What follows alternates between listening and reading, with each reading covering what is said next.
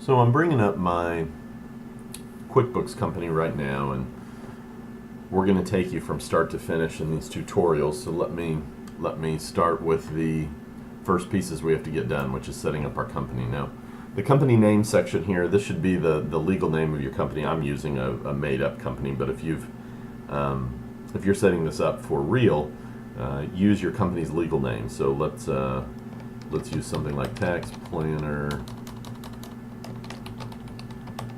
Pro LLC, and the address,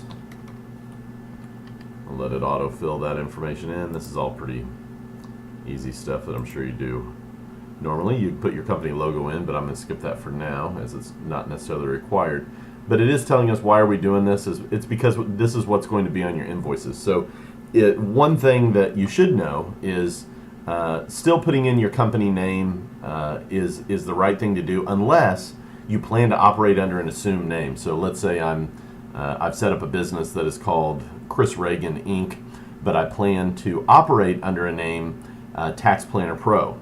Then I would need to put in the assumed name Tax Planner Pro, and believe me, you can't just do that. You have to register that kind of thing with the state that you're in. So make sure you're doing that and contacting legal if you want to set something like that up. It's really easy, but the reason we're doing all of this is because that's what's going to be on your invoices. Now, don't panic.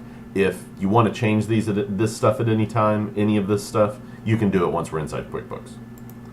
So let's keep going here. Company information is next. What's your industry? QuickBooks is going to use this to try and match up a chart of accounts. So let's tell it that I'm in software publishers, sure. And we sell products and services. If you sell products, if you're on the retail side of things, put products. You can put both here. You can put something else. Most QuickBooks users, QuickBooks is heavy on the service side when you talk about what customers it normally has. Most folks would choose services here. I'm going to choose a product, and do I have an accountant, bookkeeper, tax pro? No. Do I want to import data from QuickBooks or Mac? No. How do I handle payroll? For now, I don't have employees.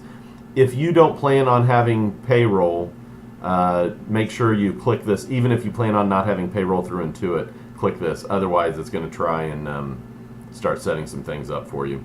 And my recommendation for now, how do you like to get paid? Go ahead and put in cash and check. Don't put in these quite yet. We can set up merchant services as soon as we want to, but again, this will create a little bit more workload, and what we're trying to do is just get you set up so you can operate on day one. Now QuickBooks is going to load up some information. Basically what it's doing is it's building the file and telling me some information about QuickBooks. This will give us a good opportunity to pause the video here, and I'll come back as soon as this is done.